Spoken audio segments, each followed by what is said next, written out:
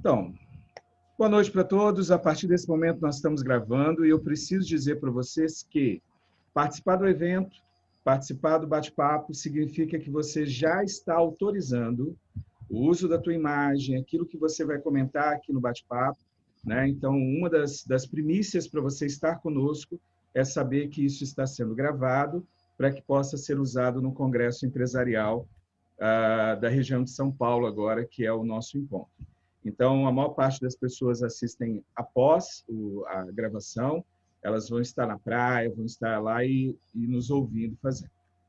Nós hoje temos 4 palestrantes, eu faço a parte da parte mediadora, que vai fazer as perguntas e vai estar ali com a galera, tá bom? Meu nome é Marcos Martins de Oliveira, eu represento a Associação Brasileira dos Profissionais de Coach, faço parte da diretoria nacional. Nós montamos os projetos para que a gente pudesse estar levando para você agora esse evento. Eu sou do Espírito Santo e formo coaches e formo terapeutas, tá bom?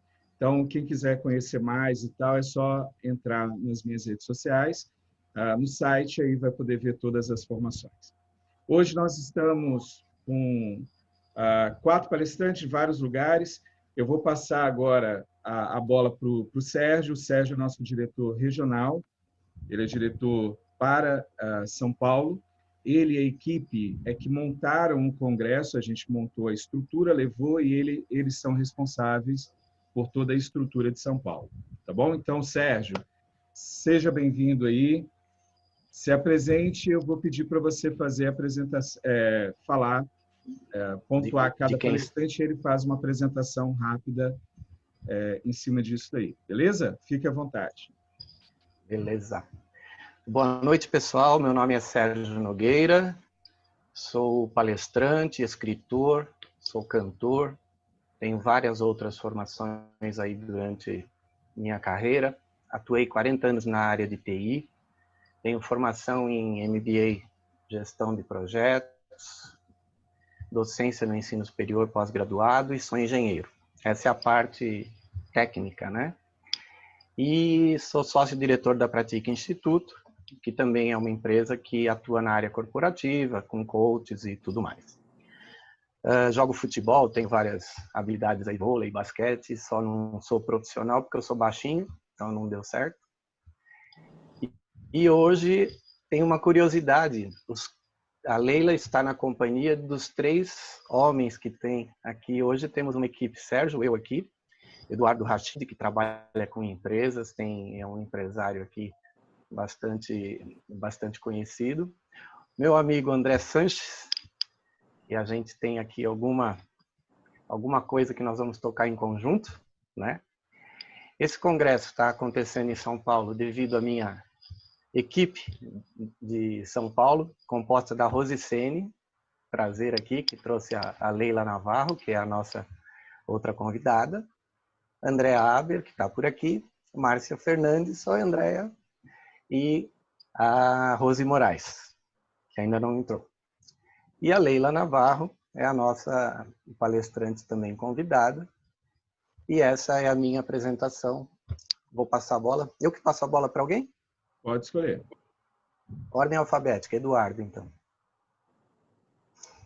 Eu vou lembrar aos palestrantes que, como nós temos um controle da sala, eu preciso de 2 segundos para você falar, porque eu vou tirar, senão você vai começar a falar e ninguém vai te ouvir, tá bom? Então, só segura um pouquinho que a gente já vai liberar. Então, por exemplo, o Eduardo agora, porque o sistema ele demora uns 2 segundos aí. Eduardo, pode abrir aí, que parece que o seu está precisando que você abra aí. Eu já dei o comando para abertura. Abriu? Isso, fique à vontade agora. Ok. Bem, eu sou o Eduardo Rachid, o Sérgio já fez o favor de apresentar, né? Primeiro, eu quero agradecer, assim, o imenso prazer de estar com vocês aqui, de ter sido convidado, agradecer a Leila, o André, o Sérgio e o Marcos, né, por esse convite, e a André em especial. A minha primeira formação, eu sou engenheiro de formação inicial, mas eu ingressei na carreira docente desde novo, aos 18 anos. E eu sou do tempo da pedagogia do oprimido, do Paulo Freire, né? Então, eu tenho outras formações superiores, mas depois eu transgredi essa parte exata e fui para a área de humanas. Hoje eu tenho duas empresas, uma empresa na área de engenharia, na área de metrologia, acreditada pelo Metro, e uma de treinamento e coaching. E tem algumas pós-graduações na área de gestão da qualidade, gestão de pessoas e medicina comportamental, além de coaching. Tá? Então, o resumo da minha apresentação é essa. Ok. Sérgio, você fechou o seu áudio. Eu vou pedir para na apresentação você deixar aberto, para a gente não perder muito tempo. Quem você chama agora aí? Abre para a Leila, então. Para Leila? A Leila já está aberto ali, pode ficar à vontade. Ordem alfabética, Leila agora. Eu vou deixar aberto o tempo inteiro, que eu não vou fechar não, porque não tem barulho aqui é um Sem silêncio. estresse. Só que estou eu aqui, bacana. Então vou deixar aberto, porque assim você não tem que pensar muito e já entro. É tão complicado falar da gente, né? Aos 67 anos de idade, porque estar nesse planeta há tanto tempo e ser uma pessoa curiosa, irrequieta, entregue, apaixonada, sagitariana, é uma loucura. Então, eu comecei a minha história na área de saúde, porque eu queria tirar a dor das pessoas.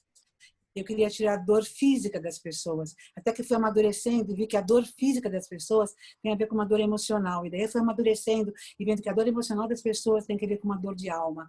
Então, hoje eu sou, em cima de tudo que eu estudo, que eu aprendo, porque eu acho que a gente ensina o que mais precisa aprender, então, em cima de tudo que eu sou, que eu pesquiso, que eu faço e eu experiencio, e eu descobri que eu tenho um poder de comunicação muito grande, tenho um humor muito, muito poderoso, uma provocação muito inquieta, e eu acabei virando palestrante. Eu nem sabia que podia ser palestrante. Eu estou há mais de 20 anos no mercado e eu me considero uma das primeiras lá, porque esse mercado mudou muito de 20 anos para cá. Mas tem gente antes de mim, que isso já existe há mais de 30 anos no Brasil. Mas a coisa começou a rolar mesmo, acho que há uns 25 anos atrás, quando eu entrei, mas estava no começo, e eu fiz parte de toda essa história de ser palestrante. Bom, além de ser palestrante, eu sou startupper. Eu tenho 2 startups, porque eu sou uma mulher moderna. Como é que eu não posso ter startup? Porque diz que startup, ou você tem uma, ou você usa uma, ou você tem uma, você usa uma, ou você investe em uma, né? Então, na realidade, eu tenho uma. Que ótimo. Eu sou uma stand-up, porque eu descobri que eu posso ter mais janelas nesse meu avião. Sou professora, sou mentora, sou coach, sou escritora, mas realmente uma pesquisadora do comportamento humano. Mas realmente o que eu faço, e vivia disso, era de palestra até antes da pandemia. Agora eu não sei, agora eu estou aqui presente e aberta para esse novo viver, que eu não acho que é um novo normal, eu acho que é um novo viver. Parabéns, você faz palestra para carros agora. É bem moderno, né? E a idade do Eduardo, se não me engano. O microfone do É isso aí, né? Abre o microfone do André, já está aberto, André. Obrigado, Sérgio. Obrigado pelo convite. Obrigado, Marcão, Rose. Uma honra estar aqui com vocês. Sou pai do Bernardo, pai do Guilherme, casado com a Amanda. Acho que a minha maior formação é não estar formado.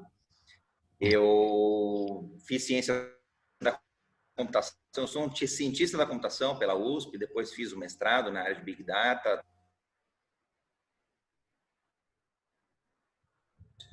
...50 cursos aí de especialização, coach, mentoria e por aí vai.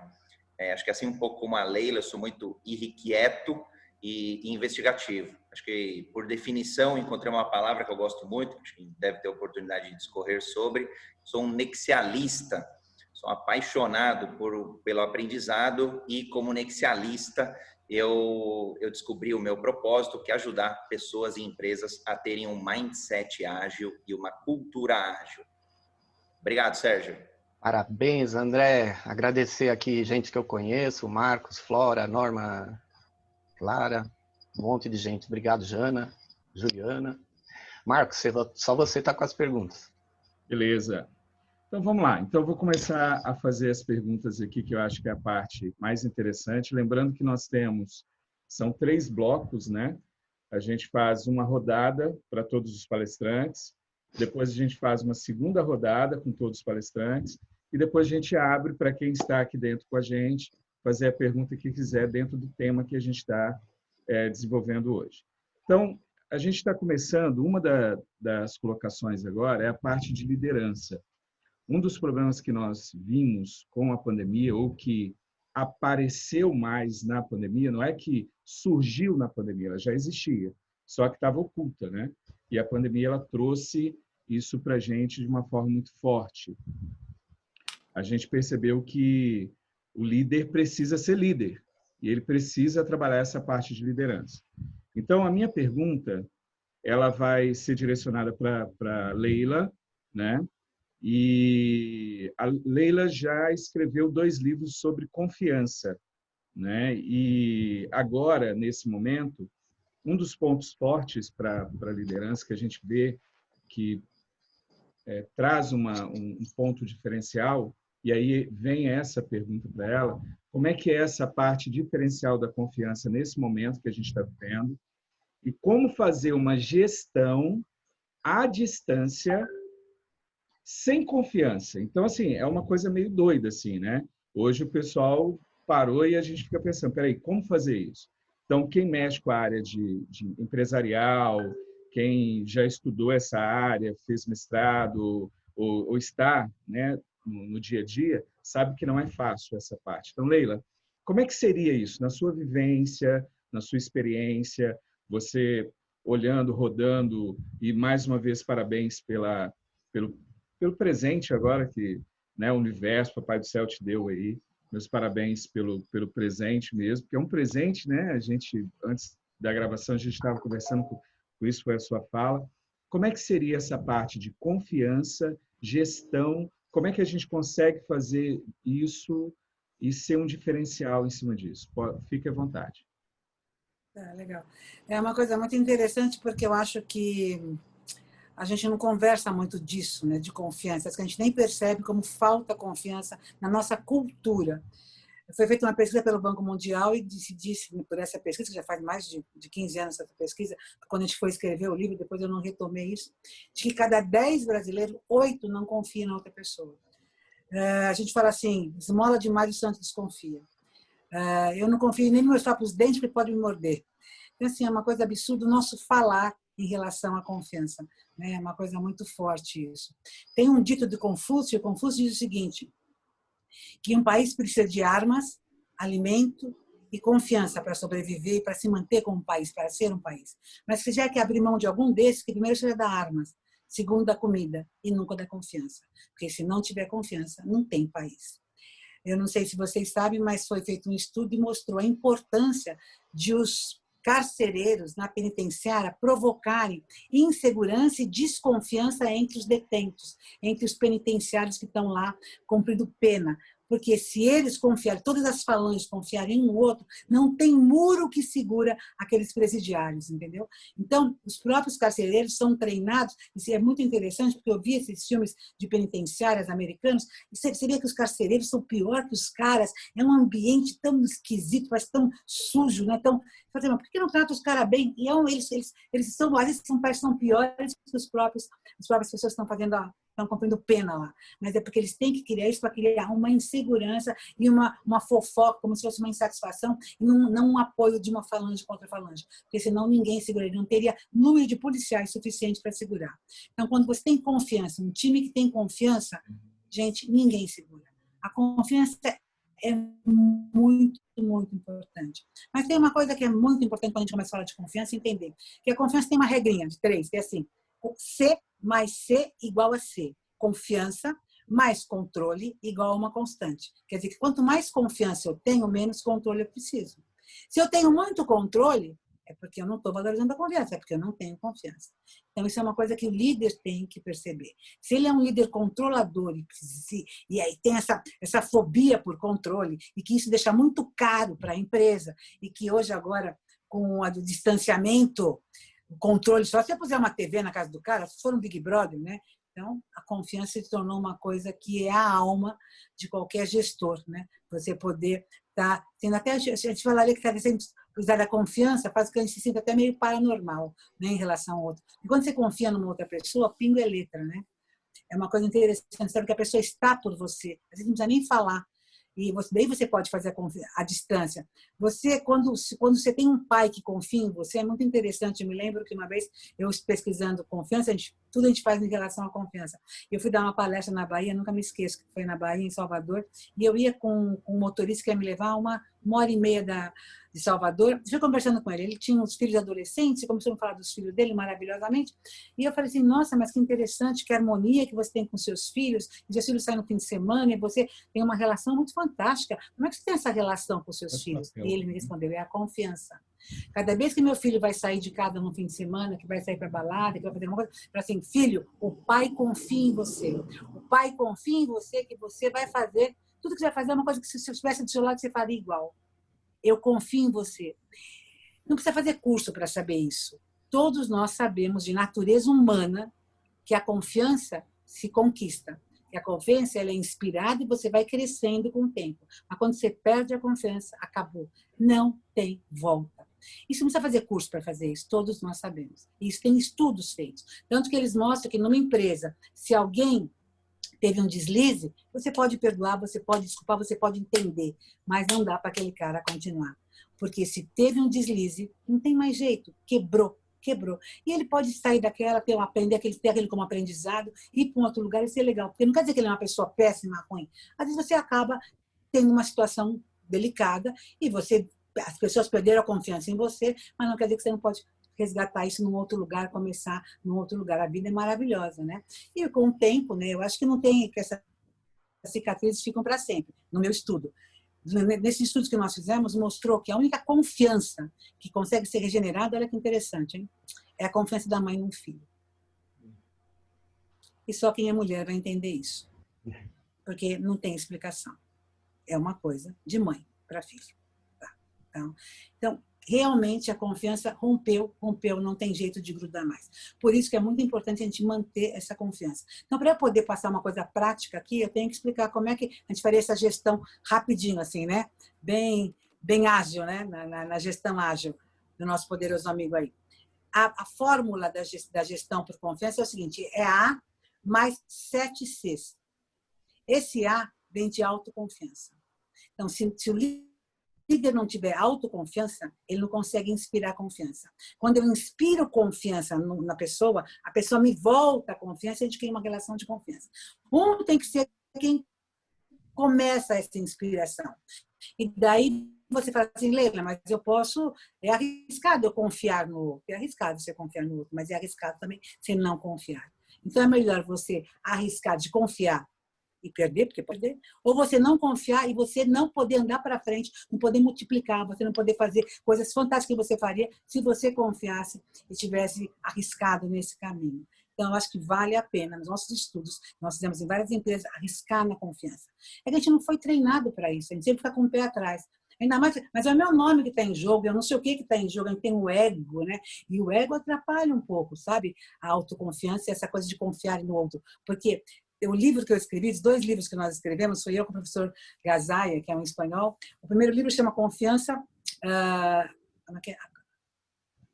Confiança, é que em português chama Confiança Diferencial do Líder. E em espanhol ficou Quem Lidera Confia, que eu achei ótimo, mas a editora do Brasil não quis por esse nome, achou que não era legal. E eu achei ótimo, para mim isso é um meme, né? Quem lidera confia. Se o cara incorpora isso, ele entende que não existe liderança sem confiança. Como não existe amor sem confiança? Onde tem amor, tem confiança. E olha que interessante, onde tem confiança não tem medo.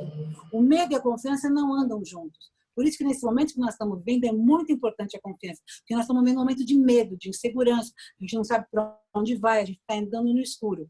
Quando eu tenho um monte de gente de mão dadas confiando, a gente pula no escuro, dá uma coragem danada. Agora é o medo. O medo traz o passado ao presente e a confiança leva o presente ao futuro. Então, um líder, se ele quer caminhar para o futuro agora, é na confiança. Porque no medo, nós vamos ficar aqui nessa mesmice, patinando. Quando vai voltar e como é que vai ser? Mas era assim, mas tinha isso. Acabou. Tinha, agora não tem volta. Mas nós temos coragem de poder enfrentar esse escuro aqui, essa coisa que nós não sabemos o que vai acontecer. Eu achei interessantíssimo aquele filme, Os 33, que naquele filme Os 33, que eles ficam soterrados numa mina de areia lá, numa mina no Chile, nem sei do que era, se era de ouro, não era de ouro, mas devia ser alguma coisa, uma mina de exploração lá de algum mineral. E eles ficam soterrados, e o líder fala assim, eles não vão salvar a gente, eles não vão vir nos socorrer, porque eles nunca fizeram prevenção nenhuma, eles não têm dinheiro, estão um pouco se importando para a gente. E entregou a toalha. E teve um colaborador, um mineiro, que falou assim, não, nós vamos sair daqui. Nós só precisamos acreditar que nós vamos sair daqui e nos preparar para sair daqui. E nos preparar o quê? Racionando a comida, racionando a água, racionando o oxigênio. E eles se prepararam para sair. Quando você viu, foi muito lindo, porque a força, a confiança, eles se tornaram tão forte. Bom, eles conseguiram sair de lá. E eu acho esse case eu acho maravilhoso. Já assisti umas 3 vezes e você vê como que é importante você se tornar um com o outro. Porque a confiança faz isso, ela faz você se tornar um com o outro. Então, eu vou falar rapidinho da autoconfiança. A autoconfiança tem alguns elementos.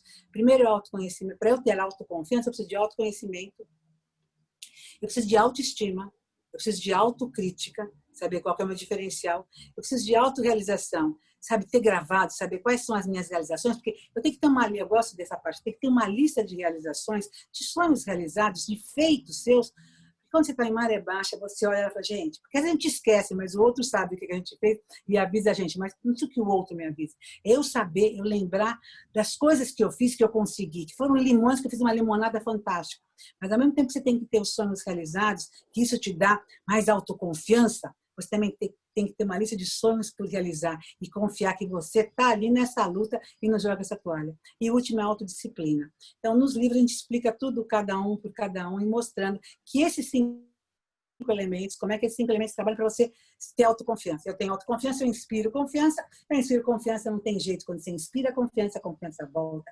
Porque quem não quer que alguém confie em você, quem não quer sentir que é confiável, é uma maravilha quando eu sinto que alguém confia em mim, que a minha mãe confia em mim, que meu professor confia em mim, que meu líder confia em mim. Gente, é maravilhoso que meu cliente confia em mim. Gente, qualquer pessoa, isso é um presente para a gente. Então, você não quer o quê? Trair essa confiança.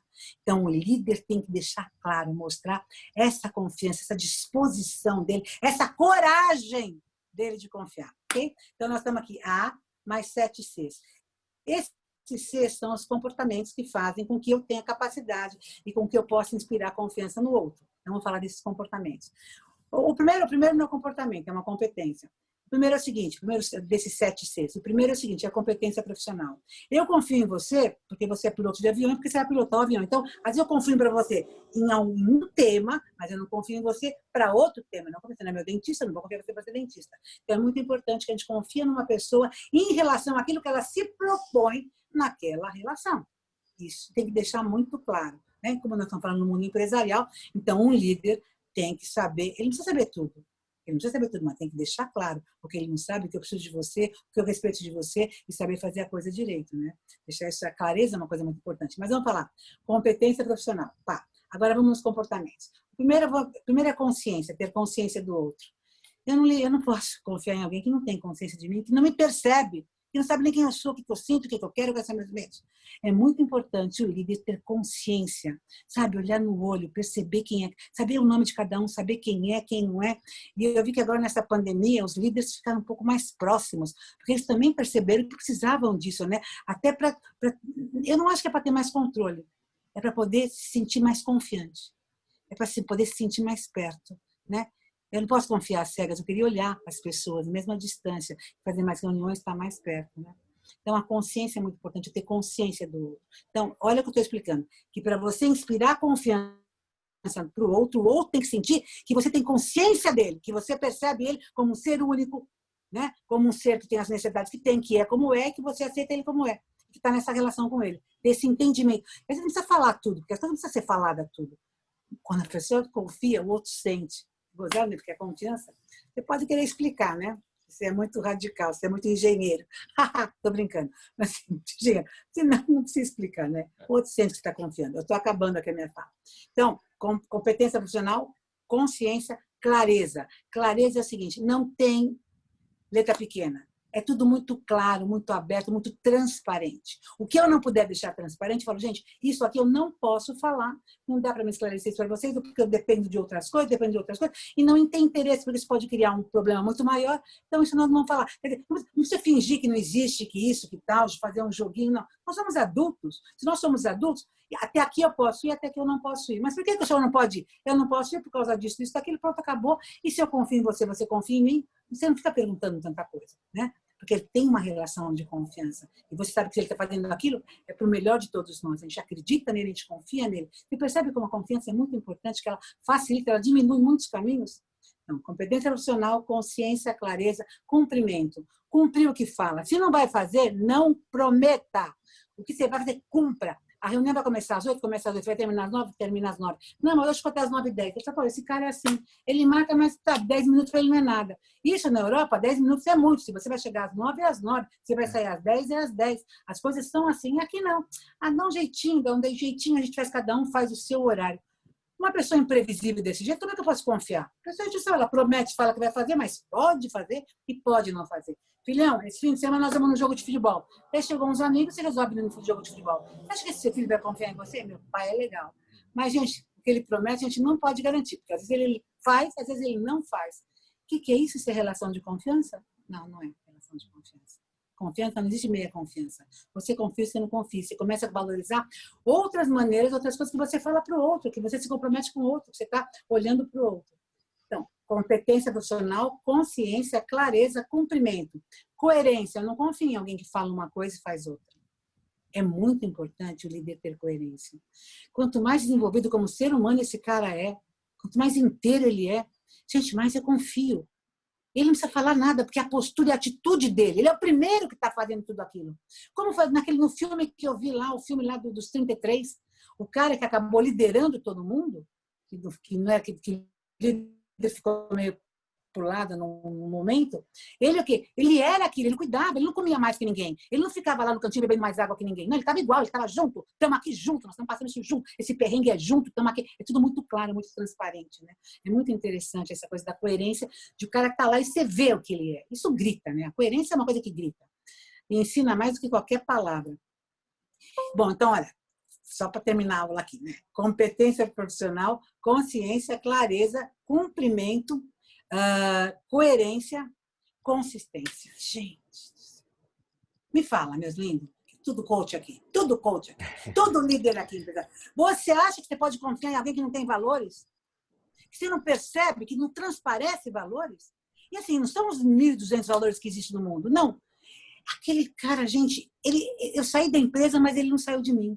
Porque ele tinha uns valores, aquele cara tinha uma justiça, um senso de justiça, que eu descobri em mim o que era ser justo. Eu descobri em mim o que era ter honra. Eu descobri em mim o que era ser pontual. Eu descobri em mim o que era ser verdadeiro, ter paciência. Enfim, é muito interessante, né? Quando você uma pessoa passa pela sua vida, ela vai embora, mas ela deixa uma marca. E essa marca é o valor. E eu gostaria de se você lembrar de pessoas que te marcaram na vida, tem uma palavra, né? Que a gente fala dela. Por exemplo, alegria é um valor, a energia é um valor, a paciência, a paz. Gente, como eu adoro gente que é a paz, né? Porque eu sou tão assim revolucionária, e essa gente sabe que é uma tranquilidade, que parece que eles estão tão tranquilos, parece que eles sabem tudo o que vai acontecer. Não, mas é o jeito dele, a sabedoria, como eles dizem. Sabe? Então, são valores, quando te tocam, é uma coisa maravilhosa. E quando você percebe valor no seu líder, na pessoa que você confia, isso concretiza a confiança. E o 7º é coragem. Coragem de ser você mesmo. Eu não posso confiar em alguém que está atrás de uma máscara, que está se escondendo, né? E que não é ele mesmo.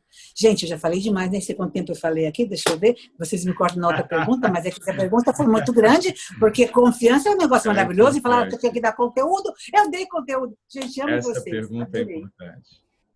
Beleza, Leila. E você comentando, Leila, é importante assim, a gente lembrar, e eu passou um filme aqui, eu lembrando das aulas, conversando com o pessoal sobre liderar por emoções, né? Porque a nossa especialidade é trabalhar com a parte emocional. E aí um exemplo que a gente sempre dá quer avaliar a liderança? Avalie as pessoas quando o líder não está presente. É na ausência do líder que a gente vai saber se ele é um bom líder, né? Então, se há uma confiança, como você colocou, há uma ligação emocional entre eles, e aí é muito importante essa ligação, porque você ligou corações. Então, na ausência do líder, os caras vão trabalhar da mesma forma como se eles tivessem. É igual, é igual. Isso é a avaliação de liderança. Então, a sua fala veio e foi show. Muito obrigado. E aí, eu já vou puxar... Cadê o Sérgio? Sérgio, me ajuda aí, Sérgio. Você não some agora, não. O Sérgio fala da parte de oratória, fala de falas e tal, e a minha pergunta seria o seguinte: se eu preciso criar essa confiança, aí o Sérgio agora vem, né, todo... Né? Deixa ele chegando, que eu vou colocar a tela dele aqui no maior. Eu estou fazendo um jogo para colocar quem está falando aparecer na tela principal. E a minha pergunta para o Sérgio Sérgio, a gente sabe que quando está nessa pandemia, nessa parte, mas não é só na pandemia, a pandemia ela escancarou, colocou na cara de todo mundo aquilo que a gente vê que é importante. Então, a minha pergunta para você é o seguinte: olhando para as organizações, qual é a importância? Como que é para criar essa confiança, criar esse espírito mesmo, fazer essa conexão, esse rapport, essa conexão mais profunda? Qual a importância do falar? Qual a importância de saber falar? De saber se comunicar? A importância dessa fala, para você falar, você tem que escutar, ele está junto. Então, mas me fala, qual que é a importância disso? Pode ficar à vontade agora. Caro gafanhoto, eu queria dizer para você que é muito importante para um líder a oratória. Ele precisa falar em público e ele precisa exercer um papel da liderança. E o papel da liderança, ele passa pela oratória. E a oratória tem que ser coerente, tem que ser congruente. O papel aqui do guru é porque na minha palestra, que está aqui dentro no congresso, eu utilizo o recurso de histórias, contar histórias, importância de contar histórias. Tem até um outro personagem que eu vou deixar vocês curiosos aqui para descobrir quando acessarem a minha palestra, mas em relação à oratória, à liderança, a pessoa que estava nos 33, citado pela Leila, ela assumiu a liderança com uma oratória de confiança, uma oratória de credibilidade, uma oratória de esperança, na verdade, que é o que aconteceu com os mineiros que saíram de lá, e o líder anterior não era um líder, ou seja, ele conhecia a situação real da empresa. Nesse sentido, parece que foi isso que ele colocou para eles: a empresa não investe nisso, a empresa não investe naquilo, ao invés de assumir o papel de que agora a coisa está na minha mão e eu preciso levar esse pessoal com esperança até o fim. Imagine o líder dos 300, né, os liderados por todos naquela guerra, o líder chegar e falar: e aí, pessoal, tudo bem? Vamos lá? Tá ruim a coisa aqui, né? Vamos para cima, mas ó, é melhor a gente ir com calma, vamos perder, né? Então, um líder, ele tem que ter a oratória, ele tem que ter o papel de liderança, ele tem que gerar confiança com todas essas letras que a Leila comentou, né? E a gente tem que preparar o líder para essa ação. Falar bem, ser entendido, ser compreendido, estar junto, ajudar, ter pertencimento, equipe, né? Trazer esse pessoal para baixo do líder, isso é importante. E a oratória é um dos instrumentos, por isso que a minha palestra é sobre oratória, porque o líder tem que saber falar, tem que saber se comunicar, tem que saber ser compreendido. E é isso que é o papel do líder, Marcos. E aqui o guru, deixa eu tirar o chapéuzinho aqui, pelo menos.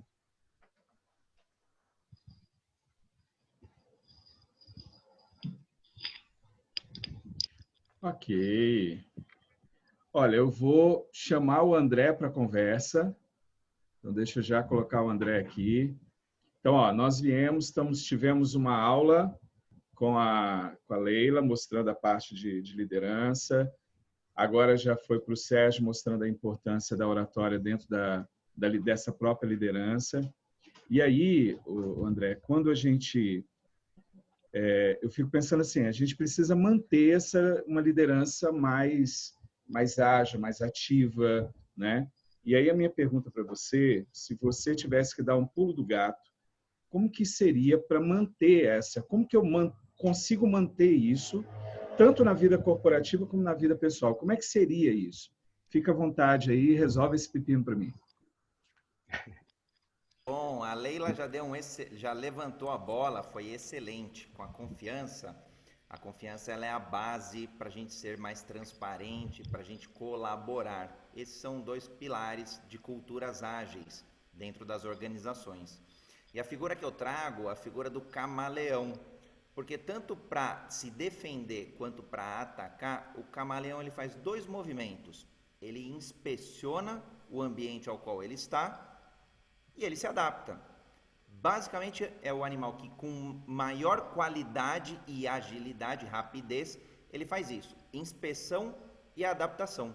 Então, para o líder manter a agilidade, para ser um líder ágil, no caso dos mineiros, quando uma pessoa, um colaborador viu que o líder falhou, ele rapidamente inspecionou o ambiente que ele estava e falou, poxa, ou eu me adapto, ou a gente adapta a liderança, ou a gente vai morrer aqui. E isso acontece na vida pessoal, na vida empresarial. Eu, por exemplo, quando o ano passado eu quase perdi o meu filho, eu me adaptei como pai, porque exigiu girar todos os outros pratinhos. Então, olhei o contexto, precisava dar velocidade e me adaptei. Qual velocidade que eu daria no entorno dos outros filhos, casa, esposa, os trabalhos, os institutos, as parcerias, as palestras e por aí vai. Então, Marcão, para você ter agilidade, tanto, na verdade vale para qualquer pessoa, não só para o líder, é você inspecionar, fazer a leitura do cenário, do ambiente externo ou até do ambiente interno, das suas emoções, seus medos, suas aflições, inspeciona e aí você avalia o que é necessário adaptar. Então, esse é o fundamento do mindset ágil para você ter uma liderança de crescimento. Ao invés de ter uma liderança fixa, né? Uma liderança por chefia, ou imposta, ou herdada, enfim, o modo qual for, você tem uma liderança muito mais rápida. E aí, o que eu acho bacana, porque independe de modelos. Claro que a gente estuda diversos modelos na literatura de liderança, mas a agilidade traz o que o mundo moderno precisa, esse mundo VUCA, né? Esse mundo aí volátil, universal, complexo, ambíguo, e aí eu cunhei o termo MUVUCA, que não é nada político partidário brasileiro, é um mundo meaningful, que é significativo, e o mundo universal, cada vez mais somos universais. Prova disso é uma gripe lá em um outro país oriental que impacta o mundo inteiro. Então, na MUVUCA ao qual nos encontramos, a liderança ágil ela é extremamente oportuna, seja no ambiente pessoal, profissional, empreendedor e por aí. Show! Eu vou chamar o Eduardo. Mundo Muvuca. Isso. E eu vou chamar o Eduardo, porque o Eduardo ele vai dar uma outra visão, é isso que eu acho legal, porque a gente tem assim, mundos diferentes, e a ideia de trazer palestrantes diferentes é para a gente poder ter uma amplitude em cima disso, né? Então, a gente está vendo mundos diferentes, visões diferentes e vão um aprendizado. O Eduardo ele tem uma vivência com empresas familiares, aquela onde você vai estar lá. Então, é diferente. Quem já trabalhou em empresa, quem já teve a oportunidade de entrar numa empresa familiar e você entrar em outra, é totalmente diferente. Então, é uma vivência assim, quem não foi lá não sabe do que é. Então, o Eduardo... Aí a pessoa vem com teorias e não tem nada a ver. Aí você vê que tem muita gente que vai tentar adaptar um modelo para uma empresa familiar e quebra a cara. Porque você tem toda uma relação emocional ali que nas outras não tem. Tá? Então, ali como é que você vai fazer? Você vai demitir o seu pai? Você vai demitir o seu filho? Não, o pai quer que o filho substitua. E como é que você faz isso? Então, assim, tem uma carga muito forte. O Eduardo está vindo com essa visão, com esse modelo de mundo. E aí, Eduardo, eu preciso te perguntar o seguinte. Quando você olha essa parte de relação de confiança e liderança, e a gente está pensando na parte de transformação, de fazer uma empresa diferente, que seja sustentável, uma empresa que você possa estar ali, não ficar só com aquele, por exemplo, morre o cara que fundou, morreu a empresa. Então, me diz uma coisa, como é que seria isso na sua visão, na sua experiência? Liderança focada para essa confiança e essa liderança dentro de uma organização familiar. Agora é contigo, fica à vontade.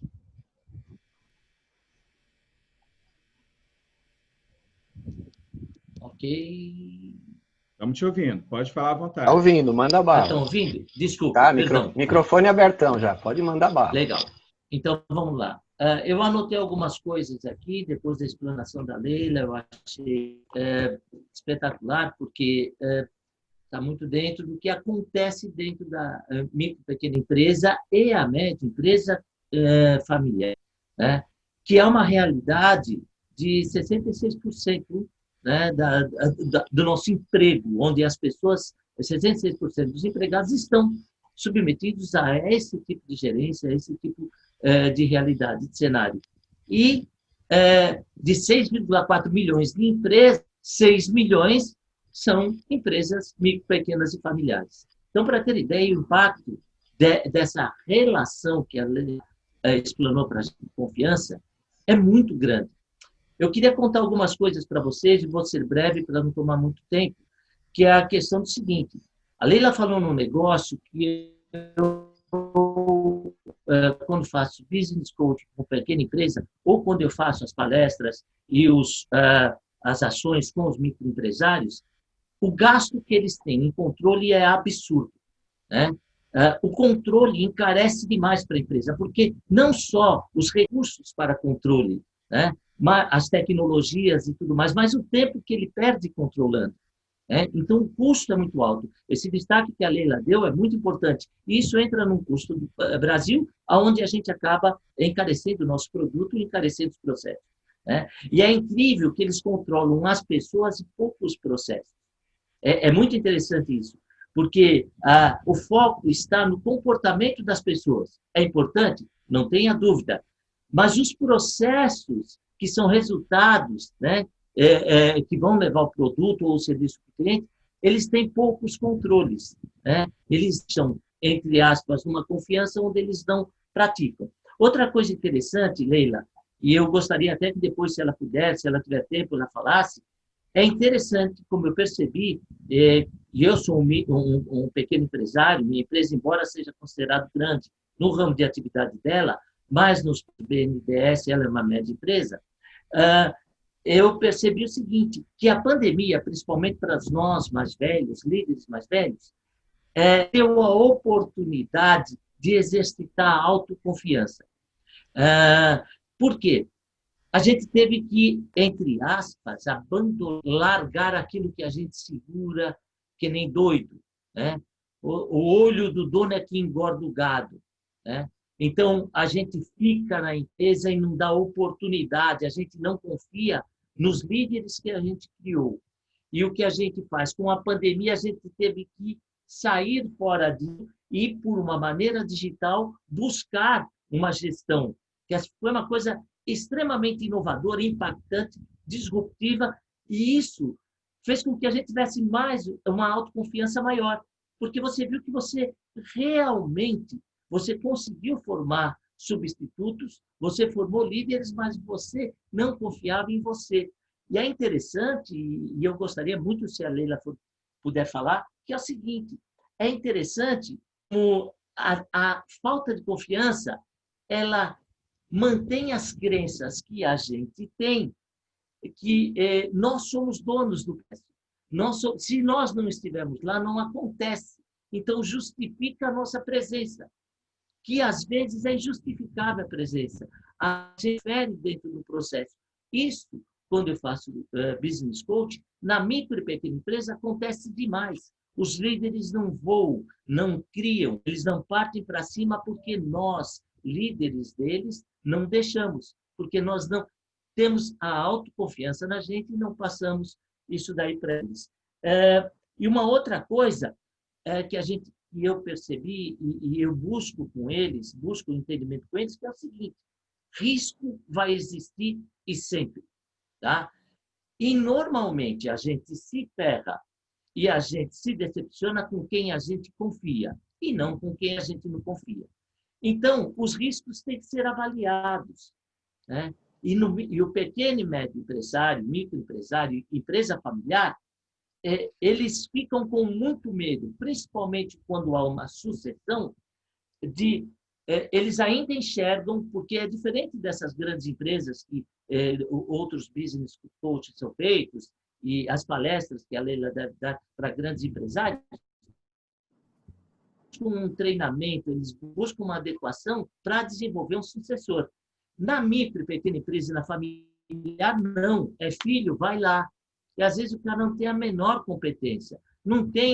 Ele não tem os 7, 6 que a Leila falou. Ele falha alguns. E ele não vai conseguir dentro da empresa.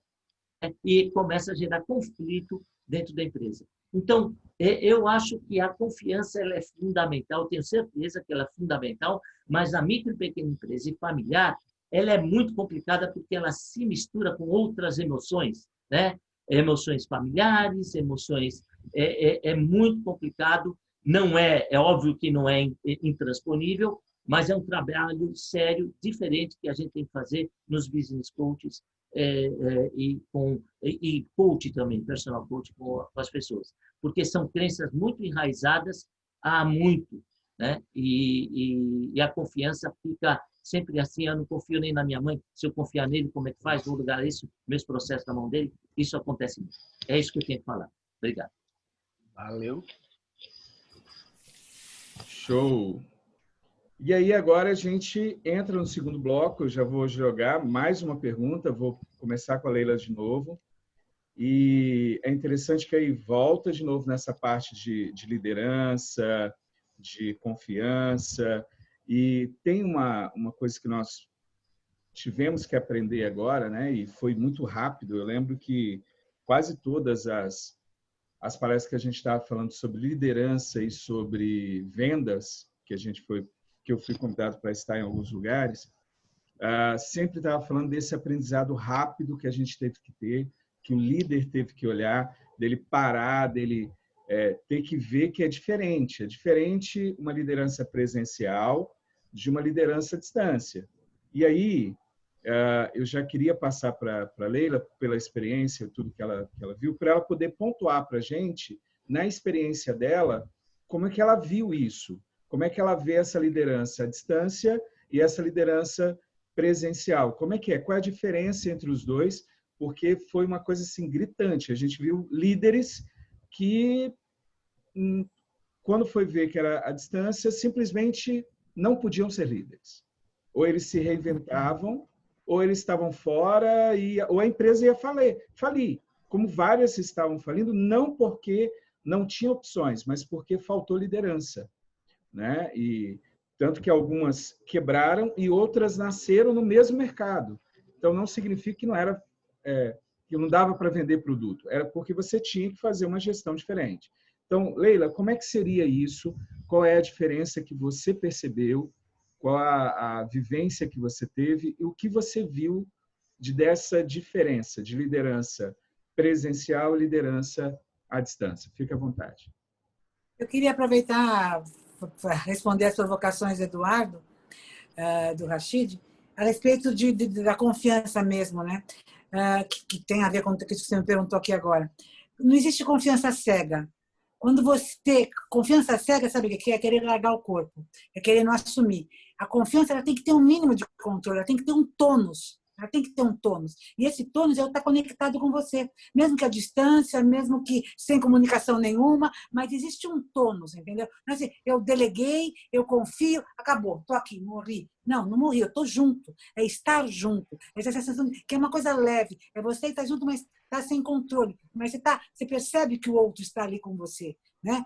Porque se acontecer alguma coisa, é o capitão do navio que vai morrer com o navio, não sou eu. Né? Então, quer dizer, nós estamos sempre muito conectados. Então, esse tônus é muito importante. Eu acho que é difícil a gente colocar medida aqui, mas confiança cega não é confiança. Confiança cega é entrega, é descomprometimento, não quero ser responsável, deixa, porque daí, se não der certo, ele é que vai ser o culpado. Então, não existe confiança cega. Tem que ter sempre um mínimo de controle, que eu chamaria de tônus, que é uma maneira de você estar tranquilo e estar bem, mas eu estou conectado com o outro. Isso tem a ver agora com a liderança à distância. Agora, liderança e ego não combinam, né? Porque muitas vezes o líder ele tem que, sabe, ser aplaudido, ele está presente, parece que ele chegou, mudou alguma coisa. Se um líder chega num lugar e muda a energia das pessoas, muda. Gente, é muito interessante. A gente que dá palestra, eu dei palestra em muitos lugares, que eu tinha que falar assim, gente, o presidente está rindo, hein? O presidente está não sei o quê. Porque se as pessoas ficavam esperando, qual seria a reação do presidente em relação àquilo que você está falando, né? Eu me lembro que eu dou palestra, vocês que me conhecem a minha palestra, sabem que eu sou muito irreverente, eu chego me jogando no colo de todo mundo.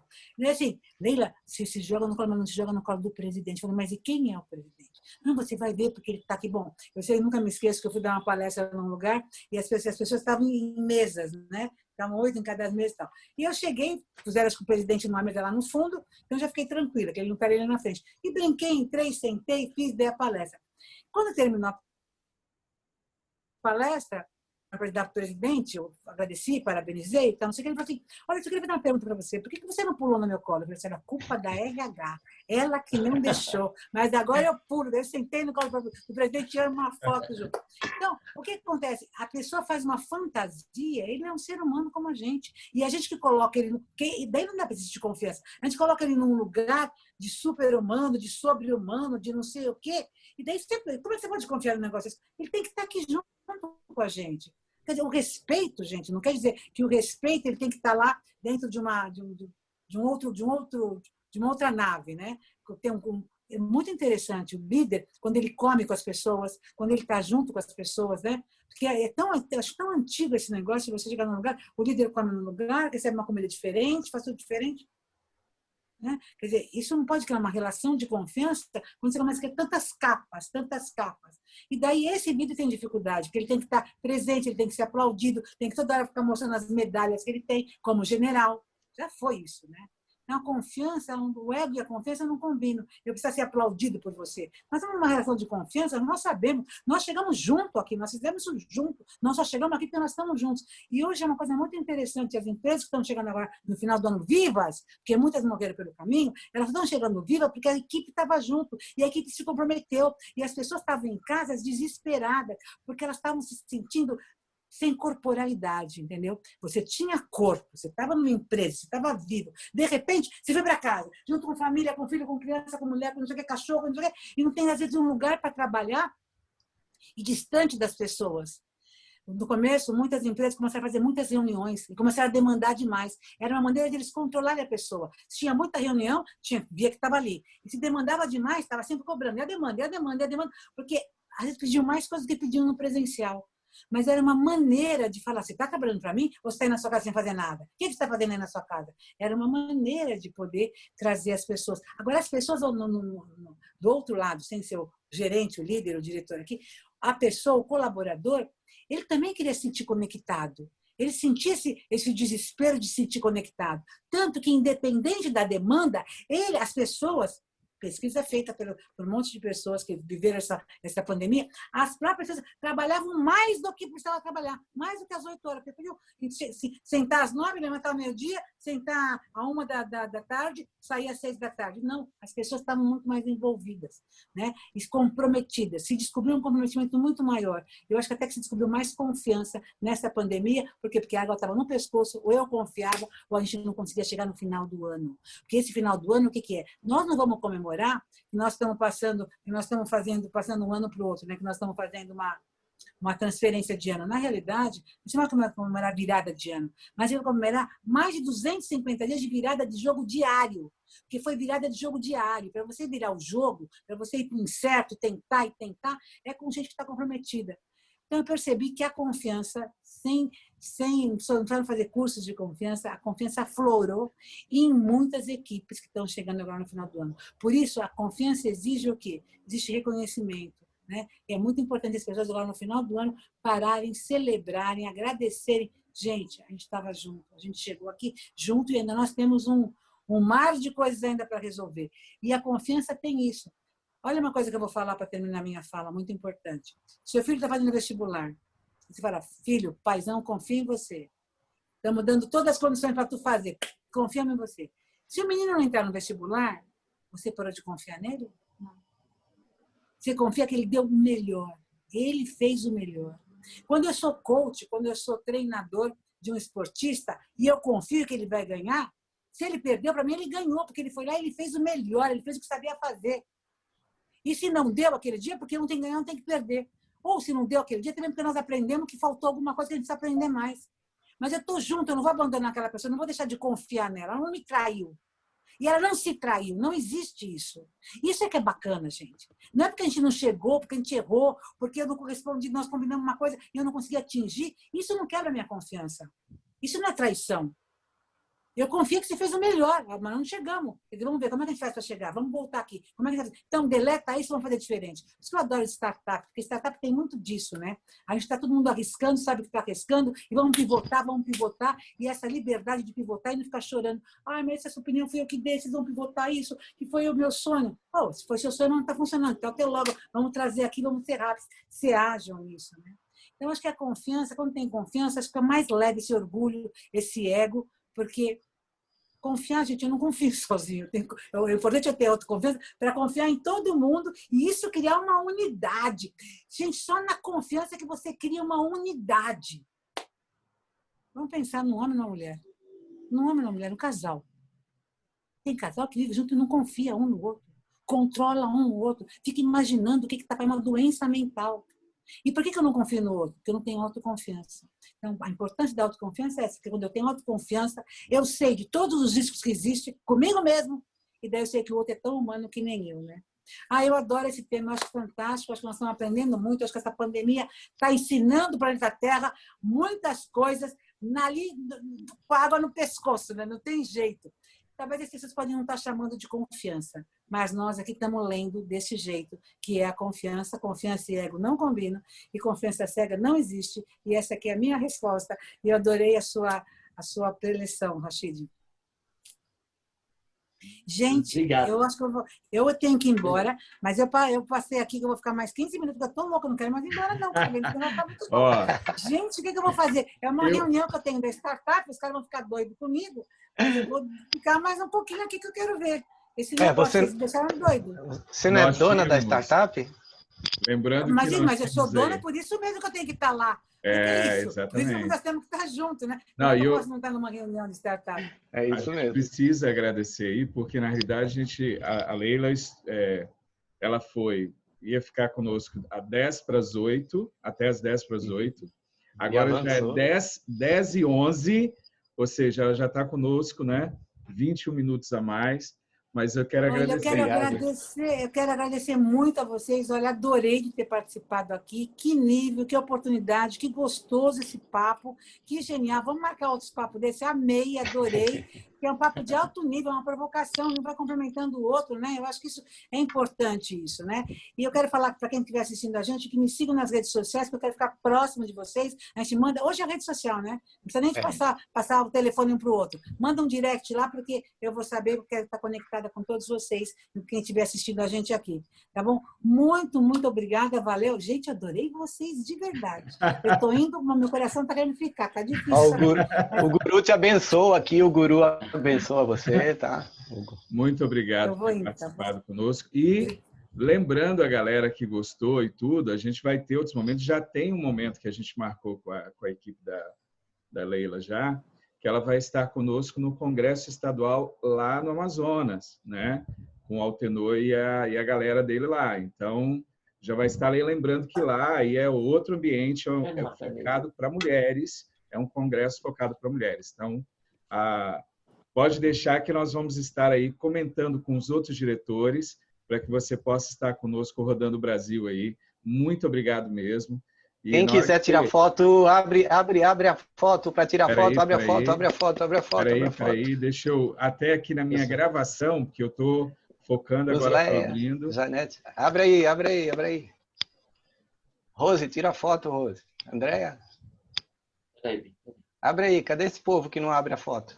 Rapaz, eu já E te nós falei, aqui na pose, a gente na tem pose. aqui pessoas- parada. Pose. lembra que as pessoas têm que se organizar ali, né? Para tirar foto, porque às vezes pega, né? Beleza aí, Rose? Tirou a foto? Eu vou tirar um print aqui da tela também. Tira um print, tem duas páginas, tem que tirar print. Nós estamos com 30 Diga X. pessoas agora. Gente, muito obrigado aí. Leila, Valeu. muito obrigado. Manda Galera, ó, foto não lá para a minha terminou. equipe, que eu já vou postar, vou falar aí de vocês, que estão numa reunião bárbara, para ver se quem está aqui fora já entra aí, nesse final aí de hora com vocês, tá bom? Rose, eu vou deixar você. Muito prazer em conhecer cada um de vocês, tá, gente? Valeu Prazer mesmo, todo tá? nosso. Vai com Deus. Prazer, Obrigado. Leila. Tchau, tchau. Gente, ó, não podemos perder aí, né? Ela vai estar por ali, vai estar saindo e tal. E eu preciso emendar aqui agora, né? Eu preciso continuar. E aí eu vou inverter as ordens por causa das perguntas. Eu acho que tem umas perguntas que eu achei bem interessantes. E aí eu já vou jogar no peito do André, tá, André? Então se preparem. Então eu vou tirar o guru daqui. O André é o próximo. E depois vai ser o Eduardo e a gente encerra com o Sérgio, já dando aí a nova ordem. E aí, André, eu preciso perguntar para você o seguinte. Quando a gente está falando de liderança, confiança e tal, o que a gente está querendo, na realidade, é montar uma liderança que seja sustentável, que a gente possa ter uma empresa, né, que fique ali e não morra em um momento ou outro. E a minha pergunta para você, como é que seria isso? Como é que caracteriza isso? Como é que a gente consegue montar isso? Como é que a gente consegue fazer essa liderança ser verdadeiramente sustentável? Vai lá, fique à vontade. Boa, Marcão, excelente. Bom, eu trabalhei muito tempo no mundo corporativo, atingi até o auge da carreira no mundo corporativo, sendo presidente da São Paulo Turismo, uma companhia com 500 colaboradores. E o desafio, quando eu assumi a presidência, foi justamente encontrar uma equipe fragilizada, uma equipe sem dissídio há 3 anos, companhia sendo privatizada, um cenário ali quase do caos. E tanto na São Paulo Turismo, quanto em multinacionais que eu passei, ou até que eu trabalhei e que também fiz consultoria, mentoria, eu encontrei um ambiente, Marcão, onde os líderes, eles acabavam pressionando muito os colaboradores por resultados. Claro, são instituições, não são ONGs, não são organizações não governamentais ou OCIPs, por exemplo. Então, faz parte a pressão por resultados. Porém, com muita pressão, a parte mais fraca, o colaborador acaba cedendo e a corda acaba estourando sempre do lado mais fraco. E aí, para que essa liderança seja sustentável, para que a equipe, o trabalho e o resultado seja muito mais perene, ou seja, até a própria Leila comentou, né, as equipes que já quase este ano estão chegando aqui na reta final, foram as equipes que se uniram e que, obviamente, tiveram uma liderança muito mais sustentável. Quem, nesse momento de pandemia, pressionou muito por resultado ou por controle, que aí é um medo da liderança, de não ter uma liderança confiável e, portanto, sustentável, acabou cedendo. Então, as empresas que têm muito sucesso em uma liderança sustentável são aquelas que acabam investindo na confiança do colaborador, que investem no protagonismo desse colaborador, no empoderamento desse colaborador e na facilitação dele, claro, nas dificuldades, nas necessidades pontuais que ele tenha, seja de processo, sistema, tecnologia, ou até em questões emocionais, questões psicológicas. Foi até engraçado, ontem a gente estava discutindo também, numa outra palestra, uma pessoa que pela primeira vez, a pessoa do RH chegou e perguntou: como que você está se sentindo? Para um colaborador que já tinha uns 15 anos, mais ou menos, de empresa. A pessoa começou a chorar. Poxa, e aí, óbvio, a pessoa não entendeu, né? A menina lá do RH não entendeu, a mulher do RH não entendeu e falou: poxa, desculpa, eu causei um desconforto, o que foi? E a pessoa: não, é uma notícia muito boa, mas é como se o recado fosse: é a primeira vez que a empresa está se importando comigo. Então, a valorização do colaborador e aí a valorização do ser humano é fundamental. Passa pelo respeito, acho que a Leila comentou um pouco disso, o Rashid também, o Sérgio também, passa pelo respeito, passa pela formação E no final do dia é sempre um aprendizado, é sempre uma jornada de aprendizado, seja do líder e das situações que ele enfrenta, das equipes que ele pega, porque muitas vezes as empresas trocam, né? São as movimentações organizacionais, então você troca um líder, você muda uma equipe, você faz uma fusão de uma equipe, por exemplo, porque os objetivos ao longo dos anos vão mudando, os planos vão mudando. E aí, para essa liderança ser mais sustentável, mais perene, você passa por todas essas questões. Começa lá pela confiança, passa pelo empoderamento, protagonismo, respeito ao colaborador e passa finalmente pelo apoio, pelo suporte, e aí em todas as dimensões, né? Não é só todas as dimensões tecnológicas, processo, sistema, emocional, físico e por aí vai, para o colaborador. Então, líderes efetivos, líderes sustentáveis, uma liderança sustentável é essa que se preocupa com esses 3 grandes aspectos. Ok, eu fechei meu áudio aqui para não dar microfonia, não atrapalhar. Show de bola. E eu queria emendar agora, André, trazendo o Eduardo, porque o Eduardo é aquilo que a gente falou, né? São ambientes diferentes e o Eduardo ele está em um ambiente diferente, que é esse familiar. E aí a minha colocação, Eduardo, é a gente olhar e ver como é que é essa sustentabilidade quando a gente pensa em micro, pequenas empresas, empresas familiares. Qual que é a experiência, o que você poderia colocar para a gente, dando o pulo do gato, de como é que seria isso? Como é que, se eu quero lidar com essas questões lá, como que eu poderia estar mexendo nessa parte, entendeu? Como é que seria isso para você? Como é que você enxerga isso? E o que você fala para a gente desse ambiente aí? Fica à vontade. Tá bom. Tá aberto o microfone? Legal. Tá sim, pode falar. Tá bom, Marcos. Então, vamos lá. A minha experiência com grandes empresas, ela foi durante 12 anos somente. Eu fui engenheiro de uma empresa multinacional, mas depois somente com micro e pequenas e familiares. E o que ocorre? Eu não sou cético, não é nada disso, mas a resistência nessa sustentabilidade, ela é demonstrada em estatísticas, aonde a grande maioria, uma grande porcentagem das empresas, isso levantado pelo próprio Sebrae, não sobrevivem aos 5 anos de implementação da empresa, quando ela foi criada. Tá? Ela sucumbe. E a primeira geração, quando passa o bastão, mais de 98% das empresas elas sucumbem na segunda geração. Então, é um momento, é uma situação muito grave, não é simples, né? Hoje existem as incorporações, hoje vão sendo compradas, mas eu vejo o pulo do gato o gestor, o líder, o CEO pequena dessa empresa familiar ser conscientizado de que tem que haver todo esse trabalho que o André falou.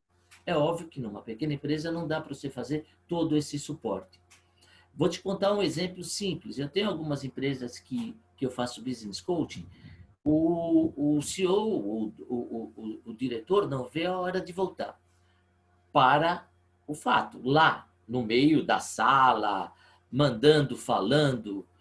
E alguns voltaram e toda aquela evolução de liderança que houve, onde as pessoas tomaram decisão, onde as pessoas fizeram da maneira que elas achavam que deveria ser feita, quando não houve crítica, houve mudança de novo para o sistema naquilo que ele se sentia seguro, o gestor. Então, é importante que a gente consiga trabalhar o nível superior dessas empresas, dessa micro e pequena, no entendimento de que ele tem que mudar. Eu não gosto muito de usar essa palavra porque ela ficou muito estigmatizada e até chacota, que é o mindset, né? Ele tem que mudar essa formatação dele. Ele pensa Você imagina o seguinte, eu vou ser muito breve, vou ser bem rápido.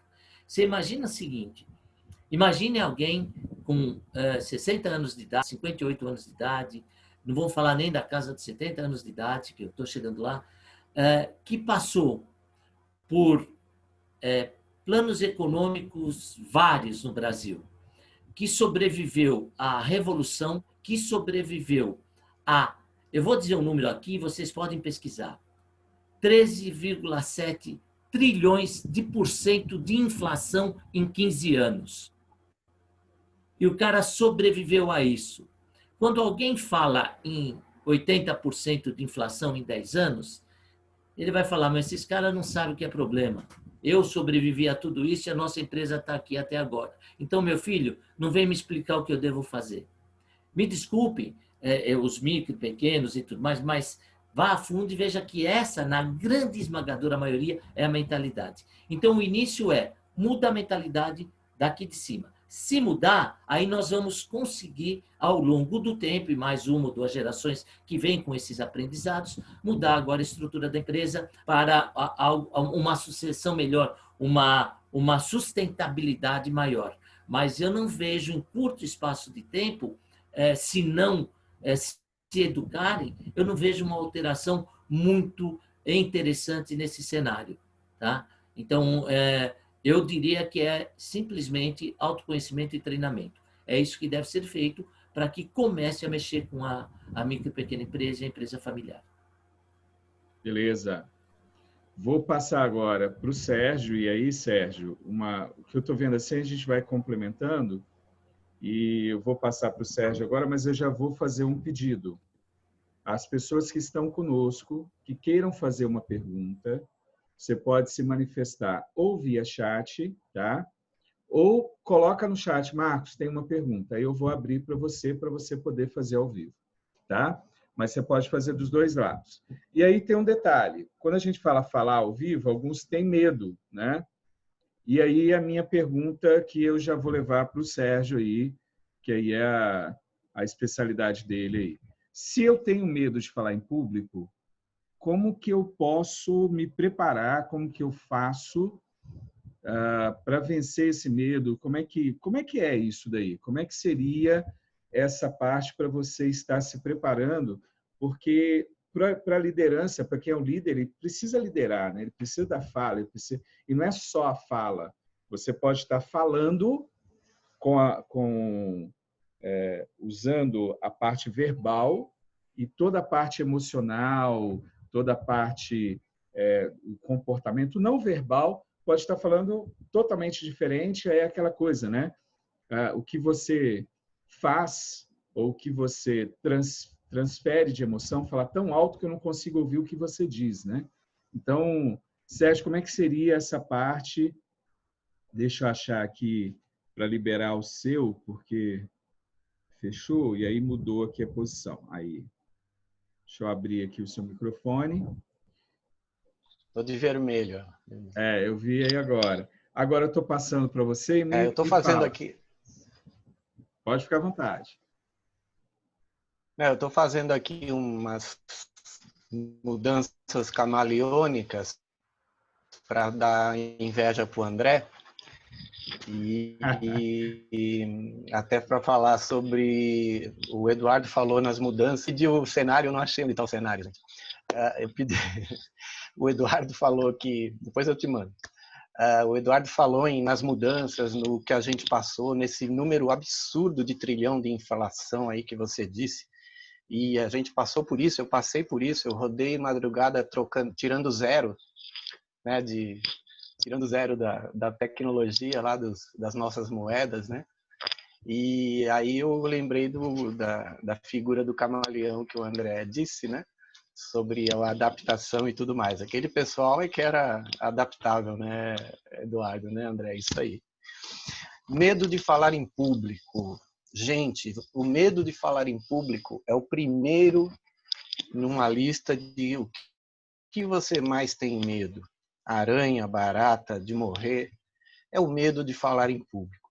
A primeira coisa que um líder tem que ter é consciência de que ele precisa se dirigir a alguém. Falar em público não significa um auditório de 5.000 pessoas, um estádio cheio, nem um palco com 100 pessoas. Falar em público é você se apresentar, é você apresentar suas qualidades, é você se apresentar. Aí existe a linguagem corporal, da qual o Marcos estava falando, em relação a você ter a postura do líder, a voz fora do tom, né? Aquilo que a gente quer dizer não condiz com aquelas atitudes do seu corpo. Teremos palestras, inclusive, amanhã ou terça, falando da linguagem corporal. Olha só que interessante, você conhecer alguém pelo corpo, né? Então, já vou aqui dando uns flashes e do que a gente tem aqui ainda pela frente no nosso congresso. E falar em público, o medo de falar em público, primeira coisa, se for patológico, ele deve ser tratado no ambiente correto. Existe pavor de falar em público, existe o pavor que a pessoa trava. Então, aí há um tratamento mais psicológico, alguma coisa mais profunda que não está aqui no âmbito do que a gente pode resolver. Mas o medo de falar em público, ele é normal. Você tem medo do julgamento, você tem medo de ser criticado, você tem medo de estar falando alguma coisa errada, você tem...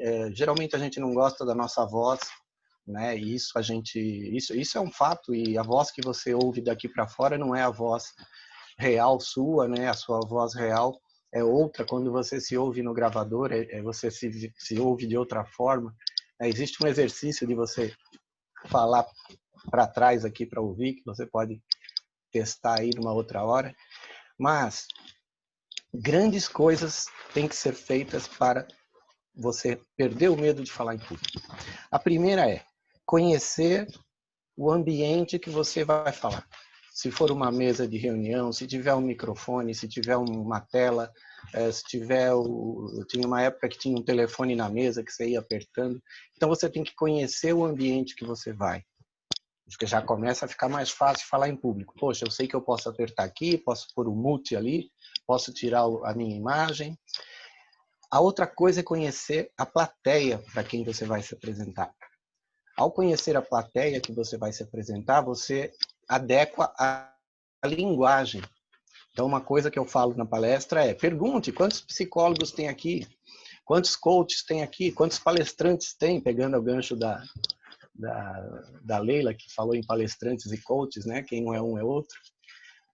Então, ao conhecer a plateia, conhecer o público-alvo, conhecer para quem você vai falar, é muito importante. E interagir com esse pessoal, né? Porque, de alguma forma, você vai estar comentando, falando, e se for um ambiente técnico, um ambiente de gente que conhece e a sua palestra for técnica, você vai ter várias perguntas de ordem técnica que você tem que estar preparado para resolver. E aí, nesse ponto, tem conhecer aquilo que você está falando. Você tem que conhecer profundamente o assunto que você está propondo para o público. Se não profundamente, pelo menos num nível alto, para que em algum momento você possa responder ou falar: olha, este ponto eu não sei, vou procurar, consigo devolver isso para você, e entra aquela coisa da verdade, da coerência e da confiança. Se você disse que vai buscar uma informação, você deve trazer essa informação para o público depois. Então, esses são alguns dos elementos. Conhecer o assunto, eu que sou cantor, tenho aqui algumas queridas cantoras aqui no nosso grupo.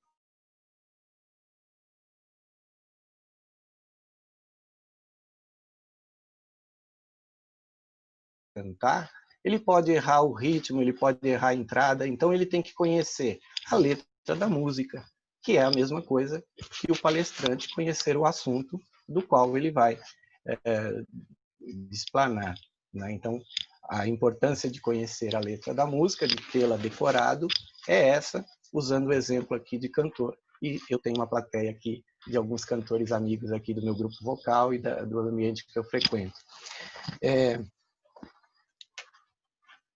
Bom, a outra parte é assim: você tem que se apresentar, então você tem que ter um pouco de postura, você tem que ter, como é que eu vou entrar num ambiente formal, vestido de uma maneira informal? Então você vai se sentir diferente, e nesse ponto você se inibe com aquilo que você quer falar. Então, conhecer o ambiente que você vai e conhecer a forma que você deve se apresentar e se vestir. Tem um truque aí que é o seguinte: quando você tem um personagem, quando você tem um avatar, quando você tem um turbante, por exemplo, e aí, se você tem esse personagem, se é esse personagem que vai se apresentar, é esse personagem que você tem que levar para essa palestra, para esse lugar. No caso de um ambiente corporativo, você tem os papéis. Se você tem um papel de chefe, um papel de chefia, um papel de liderança, você tem que se portar como aquele líder dentro de uma sala. Você não pode fazer uma bagunça, deixar todo mundo fazer as coisas a bel prazer, quando você está conduzindo a reunião, a palestra ou o assunto. E nesse ponto tem também, já que você tem um personagem, já que você quer entrar em palco, você pode se tornar uma outra pessoa. Então você pode ter um avatar, você pode fazer aqueles avatarzinhos lá que a gente fez aí nas redes sociais por esse dia, mas você se transforma num avatar, você faz rituais de empoderamento, você dá gritos, bate no peito, pula, gritar lá atrás é um meio esquisito, porque se o pessoal da plateia ouvir, né, fala, o cara tá gritando, mas são rituais de empoderamento, são rituais que fazem você mudar foi até o Edu, né? Você tem que mudar o mindset e falar, agora eu estou em palco, agora eu estou me apresentando e agora eu sou eu. Existem âncoras, né? Um anel que diga que você é determinada coisa, né? Algum título que você tenha. Então, tudo isso são ferramentas, são instrumentos que você pode utilizar para perder o medo de falar em público. E se você tem problema com a oratória, procure, né, material para falar sobre isso. Falar corretamente, expressar corretamente, ter a dicção correta, saber usar as palavras de forma correta, né, utilizando menos, né, tem que ter cuidado com a linguagem, a não ser que seja um ambiente onde todo mundo fale desse jeito, né, então existe uma outra característica. Mas são todas essas dicas, essas âncoras e essas situações que você pode usar para perder o medo de falar em público. Deixa eu ver se eu esqueci mais alguma coisa. Não. Show. Então, nós temos aí, ó, fizemos as perguntas, não chegou nenhuma pergunta no chat, então eu vou abrir aqui, se não houver nenhuma pergunta que alguém, né, se manifeste lá querendo falar ou tal, aí nós vamos encerrar. Eu preciso, enquanto eu vou falar agora de um detalhe, eu vou esperar para ver se tem alguma pergunta lá no chat, tá bom? Ou se alguém se manifesta, quer falar alguma coisa lá, fazer a pergunta ao vivo. Mas eu queria lembrá-los o seguinte, nós estamos fazendo o congresso e uma das coisas do congresso, uma das coisas que nós nos propomos a fazer era ajudar as pessoas e levar a elas cursos, mentorias, palestras de uma forma mais em conta mesmo, para que a pessoa pudesse ter todo um amparo nesses momentos que nós estamos vivendo. Então, todos nós que estamos aqui, né, a Leila, o Sérgio, o Eduardo, o André, eu, os outros também que estão participando de outros dias, nós levamos material gravado e esse material ele faz parte do acesso VIP. Esse acesso VIP você vai ter acesso a esse material durante o ano inteiro e vai ter uma equipe do Instituto Advento que faz o suporte. Então, se você chegou lá, assistiu a palestra, a mentoria, o workshop do André, e aí você teve uma dúvida, você vai colocar ali, eles já vão acionar o André, para que o André possa estar respondendo aquela pergunta. Então, pode gerar um vídeo do André, pode gerar uma fala, pode ser que seja algo muito particular. Então, quando você põe a dúvida lá, a nossa equipe, uma das coisas que a gente olha, não é liberar logo de uma vez. A gente escuta a pergunta, vê o que está, porque às vezes é algo pessoal, aí no lugar da gente liberar isso de forma geral, a gente passa isso para o palestrante ou para o professor, e aí ele pode, né, entrar em contato via e-mail com a pessoa para estar falando. Então, você vai ter esse acompanhamento durante um ano. Você vai poder rodar e vários temas, como vocês estão vendo. E o legal que eu aprendi, eu acho que isso foi o que eu mais aprendi nos últimos anos. Até 2009 eu não tinha formação superior, né? Eu tinha um bloqueio emocional muito forte, eu aprendi as coisas com muita facilidade, mas eu não podia concluir as coisas. E de 2009 para cá, então em pouco tempo, a gente fez aí, nos últimos 10 anos, o que muita gente não faz durante uma vida inteira, né? Então, eu faço 2, 3 cursos ao mesmo tempo. Eu fiz 2 pós-graduações ao mesmo tempo. Eu fiz um mestrado e uma pós ao mesmo tempo, para você ter uma ideia. E com vários cursos a mais. A gente fez 72, o Sérgio brincou, a gente fechou 72 certificações. Só que comecei de 2009 para cá. Eu tenho 48. Então, mas eu comecei de 2009 para cá, né? Eu deixei uma boa parte da minha vida sem fazer. E o que eu aprendi com isso? É que quanto mais ferramentas você tem, quanto mais visões diferentes, e aí, como eu sou cristão, acredito numa frase bíblica, que ela fala que na multidão dos conselhos há sabedoria. Não significa que você não tem que ter a sua opinião, mas é interessante você ver tudo, porque você vai abrir o seu modelo de mundo. Imagina, se eu estou vendo o modelo de mundo do André, junto com o Sérgio, junto com o Eduardo, hoje foi uma prova disso, são modelos de mundos diferentes, e aí a minha mente vai se ampliar, porque eu estou vendo modelos diferentes. Eu estou ouvindo coisas que às vezes eu não tive aquela sacada. E o acesso VIP veio exatamente para isso. Veio para que a gente pudesse dar para você, que é um presente para você, você que está nos acompanhando. Aqui a gente tem alunos, tem parceiros, tem amigos, tem pessoas que a gente não conhece, que vieram para cá. Então, eu queria te agradecer e falar que o acesso VIP é um presente para você. Só a mentoria que eu coloco lá, focada para a área empresarial, ela é de 4 horas. E você vai ver na prática a teoria 80-20. Você vai saber, eu vou fazer com você mesmo. Não é uma palestra, é uma mentoria. Só essa mentoria sozinha, quando eu faço fora, é R$ 1.200 para trabalhar com a pessoa ali. E lá, o processo de todos nós, ela está saindo apenas por 12 parcelas de R$ 13,50 ou R$ 135. Então, aproveita, vai lá. Nesse período agora que nós estamos mexendo. Você que está agora, é um momento de estar participando com a gente, tá bom? Então, eu vou colocar no chat o link de um grupo do Congresso. Isso que eu ia te perguntar. Isso, porque aí você vai conseguir fazer essas compras, vai conseguir fazer lá dentro, tá?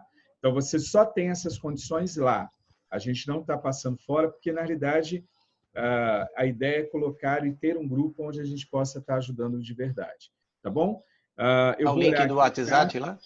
Oh? Tem o link do WhatsApp, tá lá? Eu estou indo pegar agora do Congresso. O do WhatsApp também, né? Eu vou fazer a pergunta que está no chat ali, ó. Vou fazer a pergunta para o André. Pode fazer. Olha lá. Ô, André, você comentou aí no começo que você tem o que é nexialista? É uma formação? É uma seita? É uma roupa? Grande Sérgio. Uma roupa de super-homem? Eu sou nexialista. Sérgio, obrigado pela pergunta. Bom, provocador que você é, provocador que eu sou, eu vou te convidar a fazer uma viagem ao espaço. Não é de beber, não é de comer, não é de passar no cabelo. O termo não. O termo nexialismo, ele aparece em 1950. Tem um autor canadense, Alfred von Vogt, alguma coisa do gênero. Ele escreveu um livro, Viagem dos Espiões do Espaço, e essa obra inspirou o Jornada nas Estrelas. Então lá tinha o Capitão Kirk, tinha lá a sua tripulação, tudo. Sou fã. Então pronto. Fez a pergunta certa para o artista certo. E aí o Capitão Kirk tinha lá a sua tripulação, cada um especialista em uma área. Cada um tinha lá a sua especialização. E daí, combinando os talentos da equipe, muitas vezes eles não conseguiam pensar ali ou concluir alguma coisa. E aí, o Capitão Kirk, ele conseguia conectar, reunir essas conexões dos especialistas e aí sim alcançar resultados muito extraordinários. Depois acho que teve até um livro, acho que é do Walter Longo, eu particularmente não li, acho que é o Marketing na Era do Nexo. E aí quando a gente fala de nexo, a gente está buscando o quê? União, ligação, conexão, vínculos. Então, a cabeça de um nexialista é uma cabeça de, linguagem moderna, né, dos millennials, é uma cabeça de hiperlink. É uma cabeça que conecta, que encontra os nexos, causas e efeitos. E aí até muito oportuno, eu tenho usado muito esse termo, né, como coach, mentor nexialista, porque eu encontro muito rapidamente essas conexões, praticamente talvez como se fosse um cirurgião geral, para depois endereçar a pessoa ou a empresa para o devido especialista. Principalmente nessa era multimídia, multitarefa, multiplataforma, multitudo, que é uma bagunça, que é uma muvuca, encontrar e conectar rapidamente os nexos ajuda muito. Então, esse é a origem do termo nexialista, é uma cabeça, falei da origem e o significado é uma cabeça de hiperlink, uma cabeça que faz as conexões muito rápidas e segredo da agilidade das pessoas no mindset ágil, das organizações ágeis, é justamente fazer essas conexões mais rápidas. Vida longa e próspera. Vida longa e próspera para você. Vida longa e próspera. Show! A todos nós. Tem mais alguma pergunta? Tem outra pergunta aqui também que foi colocado. Com relação às redes sociais, existe alguma coisa que é diferente em relação ao passo a passo de um palestrante? Quem gostaria de tocar aí? Eu vou dar um toquezinho em um ponto ali e vou passar para quem quiser estar comentando aí, tá bom? Eu tive que fazer por instituto, eu não gosto muito, eu passo as coisas para os outros, mas primeiro eu gosto de ter a formação na área. Então, eu fui fazer formação como consultor digital, fiz em 2 formações, com 2 pessoas diferentes. Mesmo que outras pessoas fazem, eu quero fazer a formação. Então, toda vez que eu entro para dar uma mentoria, eu falar alguma coisa, eu quero ter formação na área. E aí, por isso que deu essa formação toda nesse período de tempo. E uma das coisas que a gente percebe, a Janaína comentou ali, né, perguntou sobre isso, Janaína, a gente percebe que tem uma diferença sim. Você, como palestrante, que você está no mundo presencial, é uma forma. No mundo online, tem uma diferença ali que, exemplo, uma que eu acho que é um ponto, eu acho que cada um pode comentar as diferenças que existem. Eu vou comentar uma só. Lembrando que a minha especialidade é a parte de emocional. A gente forma coaches e terapeutas especialistas em inteligência emocional e PNL. Então, um dos pontos que eu já vi grandes palestrantes quebrarem a cara feio é que a nossa mente ela precisa ser programada para aquilo que a gente está fazendo.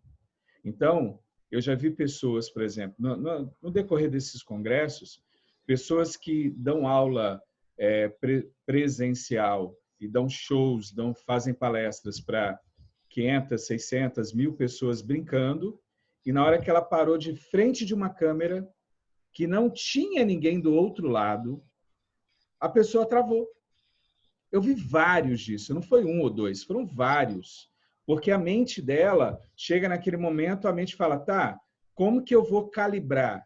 Cadê o outro para eu poder me calibrar? Porque quem é palestrante sabe que você vai fazer você se conecta a quem está com você e você vai estar conectado ali, fazendo uma conexão profunda para tocar nas emoções e levar. E quando você está na câmera, por exemplo, nesse momento agora que eu parei de olhar a tela do meu computador, eu estou vendo um bichinho desse tamanho olhando para mim e não tem nada ali, não tem emoção, não tem como se calibrar. E aí as pessoas travavam.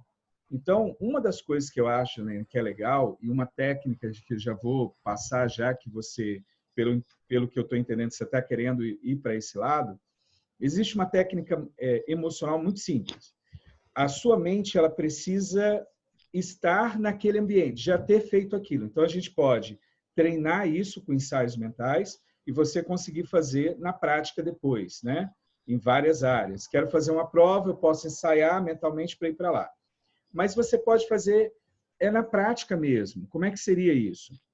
Uma técnica simples para quem quer gravar vídeo e fazer vídeo legal e natural, que você tem que estar sendo você, não pode, né? Tem que estar uma verdade, não pode estar ali travado.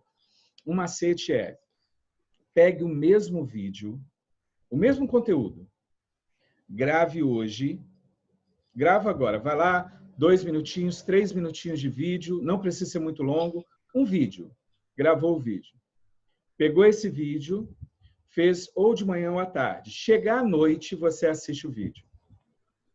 E escreve tudo que você gostaria de mudar nele. No outro Eu jogaria o dia, vídeo fora já. não pode jogar o vídeo fora, deixa ele lá. No outro dia, você vai gravar de novo. Vai ver as suas anotações e grava. Chega à noite, você vai fazer de novo. Você vai assistir o vídeo pela manhã, que você gravou de manhã, faz anotações de novo, olha tudo. Enquadramento de um lado, do outro, de cima para baixo. Olha, exemplo, isso daqui, ó, você aproximar a mão, que a gente faz como palestrante, joga a mão para frente. Na TV, aqui você não pode fazer isso, né? Então, é para os lados, e aí você vai vendo voz, você vai vendo seu rosto, vai vendo seu corpo, melhora ali, escreve de novo. Terceiro dia, mesma coisa. Grava, à noite faz. Você vai repetir isso no mínimo 10 dias. E o mesmo conteúdo, não mude o conteúdo. Aí você vai falar, nossa, mas já vai... O que vai acontecer? Vai chegar um momento que os bloqueios emocionais que você tem, eles vão sendo quebrados. Porque você está repetindo a mesma coisa, a mesma coisa. Vai chegar um momento que a sua mente fala, não, eu já sei fazer isso. Então, existem formas de você se reprogramar, e essa é uma delas. Aí, o que vai acontecer? Quando você for gravar um segundo vídeo, com outro tema, você vai ver que vai ser muito mais fácil, porque a sua mente já sabe olhar vários pontos. Por exemplo, para mim, estar aqui agora e estar falando pessoalmente, para mim agora é natural. Quem me vê pessoalmente online é natural, é o Marcos. Então, é isso que precisa estar fazendo. Então, um dos pontos, a diferença é que você vai estar no mundo virtual. E, para isso, você tem que se acostumar no mundo virtual. Então, tem várias técnicas. Essa foi uma que eu uso, mostro para vários palestrantes. Nos congressos estaduais agora, aqueles que vieram para perguntar, eu dei essa técnica, e o cara, ele fala, Marcos, incrível. No quinto dia, sexto dia, eu assisto o primeiro vídeo e vejo o último, eu falo, caramba, quem é esse cara do primeiro? Ele sente vergonha do primeiro. E essa é a ideia, entendeu? Se eu pegar os primeiros vídeos que eu vi, eu sinto vergonha deles estarem lá. Eu só não apago para poder mostrar a evolução. E é isso, é a evolução, tá? Mas agora eu vou abrir para que vocês possam, cada um, quem quiser, quem puder, dar uma técnica, falar algumas coisas. Pode ficar à vontade. Eu pego o gancho porque o meu tema é oratória e justamente para falar em público. Há uma diferença entre você falar para a câmera como a gente está falando, mas existe uma interação. Então você vê a reação de um, vê a reação do outro, você tá falando e você está, inclusive, se referindo a todos, ou seja, plural. Quando você está de frente de uma câmera, primeiro, o palestrante que tem a cancha de palco, ele começa a falar, puxa vida, para onde eu vou olhar? Você tem que olhar para a câmera. É o único ponto que você tem que olhar. Tá, mas como é que eu manifesto? Porque quando você é palestrante de palco, você olha para um lado, olha para o outro, olha para cima, olha para baixo, fixa em alguém que você quer como referência, alguém que está dando atenção para você, para te empoderar. Existem muitos truques quando você está como palestrante de palco, domínio de palco e tudo mais. Agora, é até a história de cantar também, né? Cantar para a câmera.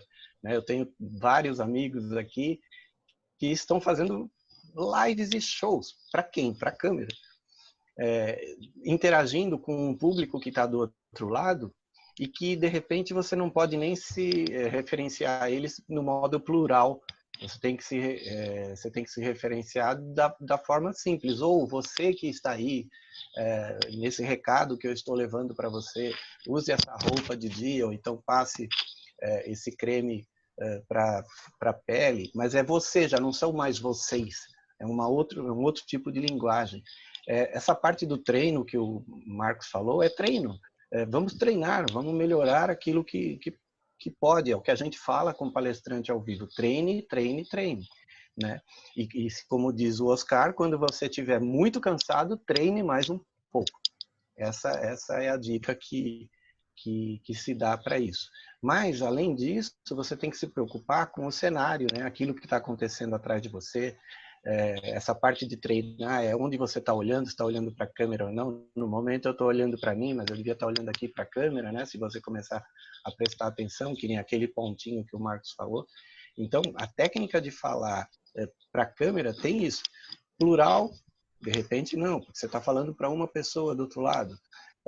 Cenário, tem que ter alguma coisa que não pode estar chamando mais atenção do que você na hora que você está falando, né?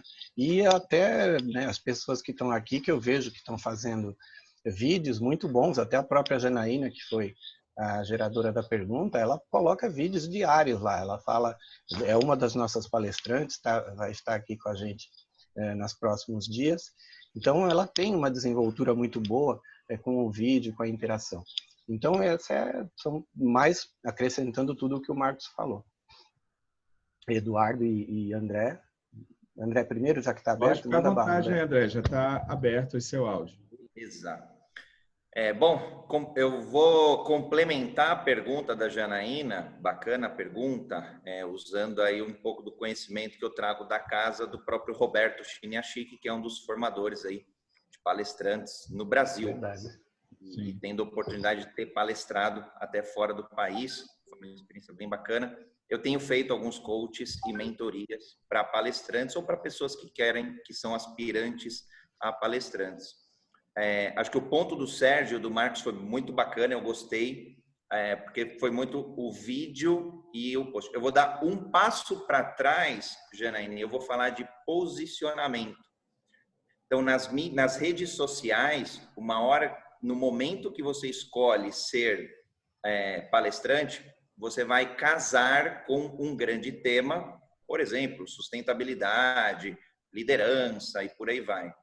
E deste grande casamento, você vai nichar para um público, então, como o Rashid, family offices, empresas familiares, como o Sérgio Oratória, aplicado a palestrantes, a coaches e por aí vai, como o Marcos, então, business coach. Então, todo mundo você vai, de forma geral, você vai nichar o teu posicionamento.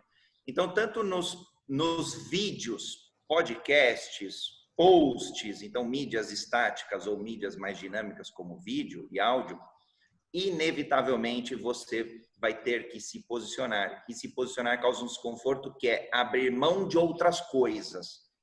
Então, sendo muito direto, seu posicionamento, você não vai poder, como palestrante, falar muitas coisas para o teu público que não sejam pertinentes ao teu posicionamento. Porque no final do dia você vai confundir a mente do teu público, a mente da tua audiência. Então, os palestrantes acabam, não vou dizer se privando, mas tem que ter uma cautela adicional, porque não dá para sair postando qualquer coisa de qualquer modo. Quer dizer, até dá, mas o risco que você corre é esse, de você causar confusão na tua audiência. Então, respondendo a tua pergunta, esse é o pulo do gato em relação às redes sociais para palestrantes, para o uso de palestrantes profissionais. Esses são meus 2 centavos. Galera, ó, nós rodamos, né? E Eduardo também. O Eduardo, talvez, se tiver alguma coisa para complementar. Espera aí, deixa eu abrir seu áudio. Espera aí. Ó, o Eduardo vai comentar e nós precisamos encerrar por causa do horário, tá bom? Então, o comentário agora do Eduardo. Uai, por que não abriu? Pronto, abriu. Agora.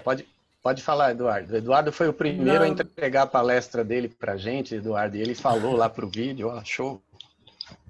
Eu não tenho muito o que acrescentar, porque a minha experiência em palestra em vídeo são poucas. Eu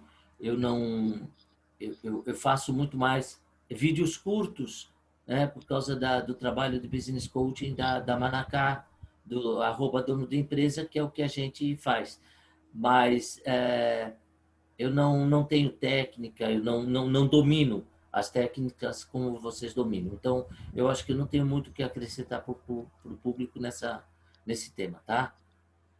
Tava bem na sua palestra, pode ficar tranquilo. Obrigado. Obrigado. Pessoal, O André nem falava, o André tem estúdio de gravação, vou usar o estúdio do André logo, logo. É muito legal. Vou estar lá, pode me esperar. Macetes aí, além dessas gravações, um macete para você que vai começar. A gente dá o treinamento de palestrante também, focado na área emocional. Uma técnica rápida, muito legal, que você faz, que é de ensaio mental, é que se você está acostumado a falar com o público e chega na frente da câmera, você não vê o público, é o mesmo macete de duas formas. Ou você convida algumas pessoas, coloca essas pessoas atrás da câmera. Cara, é sério, faz isso. Você vai pagar mico? Vai, mas faça isso. É melhor você pagar o mico, os seus amigos estarem ali, participarem com você. E se você usar os bonequinhos? Aí, ó, bonequinho. Porque você precisa ter o contato. Então, das duas, uma. Ou você traz uma galera e põe atrás da câmera e fala para eles. Então, por exemplo, agora tem a câmera, atrás da câmera está o meu filho. Eu estou olhando para ele. Mas como eu estou olhando para ele e ele está atrás da câmera, quem está me vendo acredita que eu estou olhando para ele. Entendeu? Então, esse é um macete. E aí você dá ali o seu recado para aquela pessoa que está atrás da câmera. Tá? Esse é um macete. Outro, se você consegue trabalhar isso de forma mental, imagina a galera atrás e solta a voz. Então, essa é uma técnica também que a gente traz da PNL, né? de ensaio mental, de você imaginar ou ter as pessoas ali. Cara, faça isso, seja vídeos curtos, longos, não interessa. Monta uma técnica dessa e vai fazendo, você vai ver que vai ficar... Em pouco tempo, você não vai conseguir se enxergar. Você vai falar, cara, são duas pessoas diferentes. Se você pegar os primeiros vídeos que eu fiz e agora, você vai falar, não, tem nada a ver. São dois caras diferentes, eles fizeram aqui uma montagem. Então, assim, se tinha alguém com bloqueio emocional, com bloqueios emocionais tão grandes e uma timidez tão grande, eu não conseguia olhar nos olhos das pessoas. Mulher com 17 anos, 18, eu não conseguia, tinha que ser minha amiga mesmo para eu poder olhar nos olhos. Então, para fazer o que eu faço hoje, por exemplo, eu já dei palestra para 700, eu lembro de 1.000 adolescentes, e a galera toda olhando para você brincando, falando. Então, assim, precisa ser trabalhado e montado o mindset ou montando as reprogramações. E a coisa é simples, comece. Aí daqui a pouco você está igual o André, colocando o negócio no rosto, brincando, você está ali livre, tá o Sérgio colocando tudo. Aí, ó, não, deixa eu pegar seu rosto, espera, não sai daí não. Aí, ó, tá vendo? E aí pronto, cara, aí vai embora, entendeu? Então, assim, brinque com isso, seja você. Muito obrigado a todos que participaram, tá? Eu preciso fechar agora. Tem uma amiga que fala se você não tiver vergonha do seu primeiro vídeo, você está errado. É verdade. Se você olha agora e o vídeo tem a sua fala é legal, porque você não tá dentro do contexto, né? Se o primeiro vídeo que eu fiz e hoje tá a mesma coisa, faz a técnica de novo. Você fez alguma coisa errada, tá?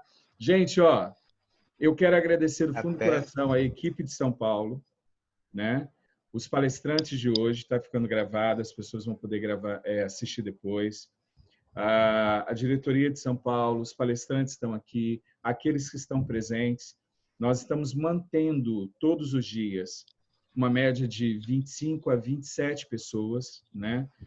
Na concorrência que hoje tem, é um número representativo. E a gente vai estar vendo depois. Então, assim, muito obrigado mesmo, de coração. Uma boa noite para todos. Coloquei já no chat o link. Entre no grupo. Entrem lá. Eu vou deixar aqui um presente, você esqueceu de pedir. Não, era isso que eu ia falar agora. Sérgio, Eduardo e André. Para que vocês não vão falar agora qual é o presente que vocês vão dar à galera. Sabe por quê?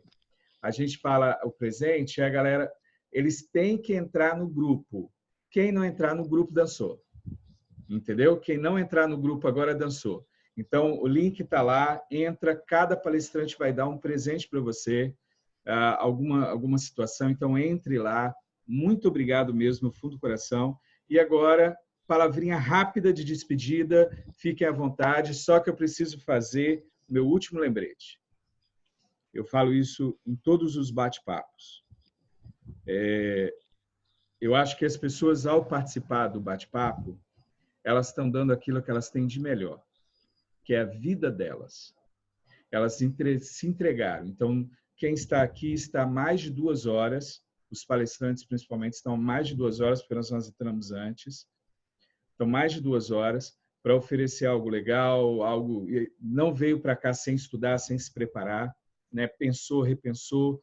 Então, assim, muito obrigado, porque você podia ter dado algo gravado, mas não, você tirou uma parte da tua vida que nunca mais vai voltar para você dar para a gente. Então, do fundo do coração, muito obrigado. E os participantes, muito obrigado porque você nos prestigiou estando aqui hoje e você deu também, como a gente, um pedaço da tua vida, que nunca mais vai voltar. A gente não pode voltar mais, são 2 horas que acabou, não tem mais. Então, muito obrigado, Sérgio, André. Agradecendo, Eduardo, então. fique à vontade para falar. Agradecendo Rose, Andréa, Márcia e Rose Moraes, que é a equipe de São Paulo. Parabéns, vocês estão incríveis, vocês sabem disso. Janaína, se prepara, porque eu vou fazer uma pergunta para você quando for o seu dia. Mesma coisa, dona Flávia, que estava por aqui, Flora, Rejane, Miriam, Marisa, meu pessoal que canta comigo, Silvio, meu irmãozinho, Lara, minha querida da minha equipe de vendas, pessoal que eu não conheço, obrigado por estar aqui, me conheceram, e entrego a palavra para um dos dois. Quem quer falar primeiro? Pode ser, André. Manda, André. Obrigado, eu estou assistindo o último da Jornada na Estrela. Mona Lisa chegou. A Mona Lisa chegando aí. Peraí que eu tenho que mostrar a Mona Lisa. Peraí. Muito obrigado.